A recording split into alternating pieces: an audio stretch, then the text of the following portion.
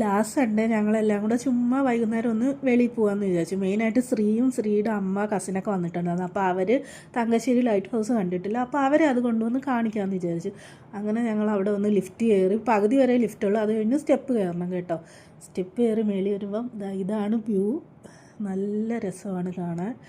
എല്ലാവരും Thangassery light house വന്ന് കാണണം കേട്ടോ. പിന്നെ അവിടെ നിന്ന് ഫോട്ടോ ഒക്കെ എടുത്ത് ഋതു ആണെങ്കിൽ എക്സൈറ്റഡ് ആയിരുന്നു. പിന്നെ ഞങ്ങൾ ഫോട്ടോ ഒക്കെ എടുത്തിട്ട് പതിയെ അവിടെ നിന്ന് ഇറങ്ങി. ഈ സ്റ്റെപ്പ് ഇറങ്ങാൻ എനിക്ക് ഭയങ്കര പേടിയാണ്, എപ്പോഴും ഇങ്ങനെയാണ്, ഭയങ്കര പേടിയാണ് എനിക്ക്.